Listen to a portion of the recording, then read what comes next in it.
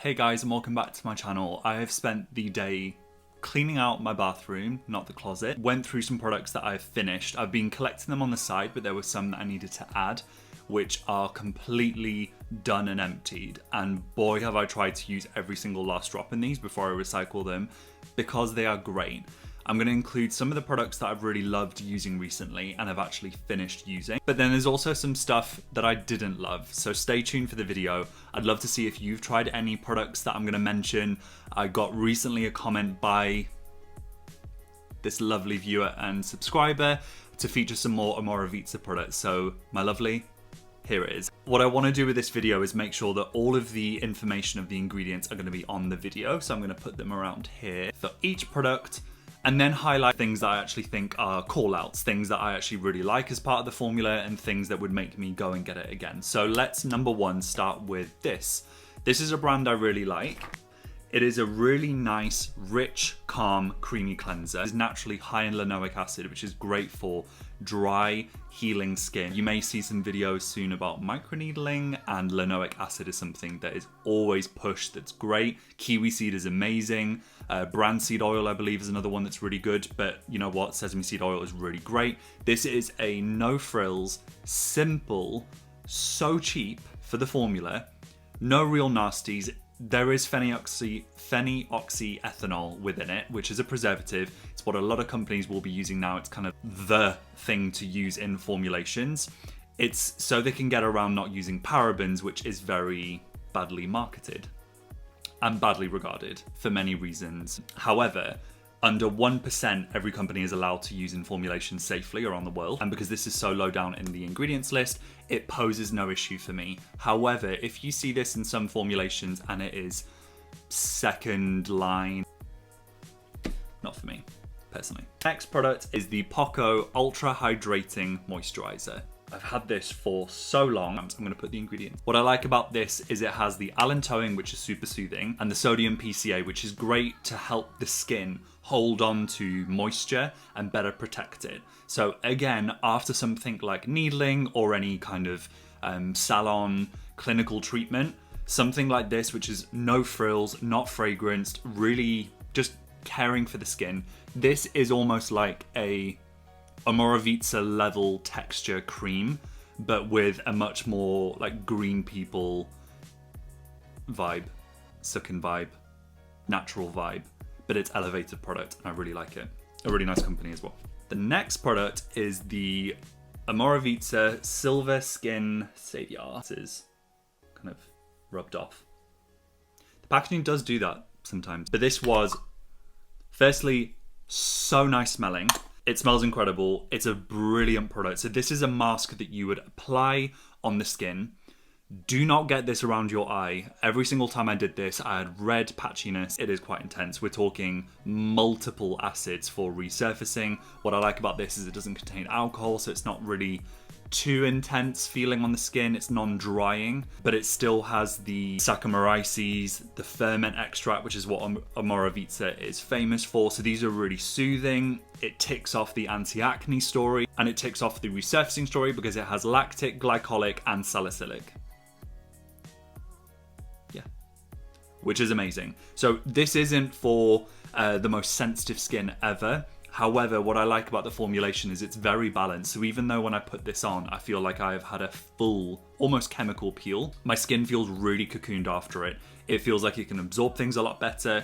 I would only use this maybe once a week, twice a week if you're really, really suffering with congestion or breakouts. But after traveling, after filming for a long time, after QVC, when I didn't care about tan coming off, they're strong lights, all right? I would use this and I felt like I was restored a week ago me, which is great. So bit of time travel. The ingredients are all gonna be here for this product.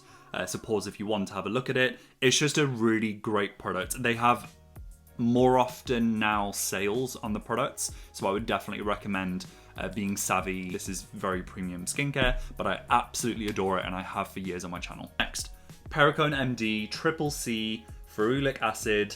What I love about this is it has 3 different forms of vitamin C. So it is all about giving you want vitamin C, it will give you every single benefit of vitamin C 3 times over.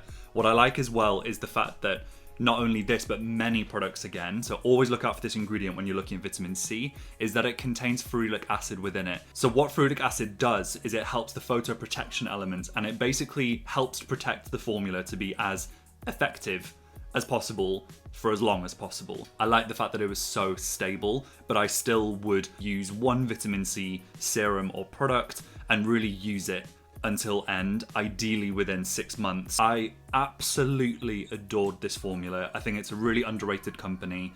It went on really nicely. It didn't have sticky residue. It felt brightening. It felt super protecting. I absolutely loved it. So if you're looking for a vitamin C, this, I have to say, tops.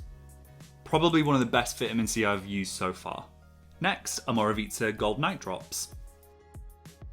What I love about this product is the fact that you are ticking off your retinol product, so your anti-age ticked off, but I also like the fact that it has the bifida ferment lysate, just bifida. You want a probiotic basically. What this is really great for doing is helping to reverse some of that UV damage. It's again ensuring that the skin is cared for, that the barrier is protected. And what I like about this formula is it has a lot of ingredients that are not only soothing, but it's anti-inflammatory and helps restore the barrier. Why is that so important if you're using something like retinol, something retinoic, is the fact that there can be drawbacks from it. There can be dryness associated with it. There can be redness, there can be sensitivity, there can be tightness after it, depending on the strength and what sort of skin type you're starting with. So what's great about these sort of formulas is, yes, they are premium, but shop around, find it at a good price, and I promise you, you will not regret it. It's just a lovely bougie serum, and it felt so nice putting it on, and I really did enjoy it. So if any of you have used this, I want to hear down below. And when I said I would include some Omorovicza on another video, I came and did it. You'll be surprised that the next product is not Omorovicza, and with all my future empties, if you do like this sort of video, please do give it a like, a comment, a subscribe, or unfollow. But just before you do that, let me know why, and then I can work with that. Is the Ultrasun SPF 30. So what's great about this is it not only has the silica, I'm gonna put all the ingredients here. What I like about this is it is mattifying, thank you silica, in the formulation. What I like about this is it has a form of vitamin C, so it helps brighten the skin while we're protecting it in the day, and it's the perfect time to be applying something with vitamin C, or following up with something vitamin C based, so we're kind of pushing that antioxidant protection and anti-damage from the sun and excess pigmentation, or addressing pigmentation that we already have. I'm going down a complete tangent, but what I like about this is it also has the Vitis vinifera extract, so this is really great for helping act again as an antioxidant and UV protection in itself.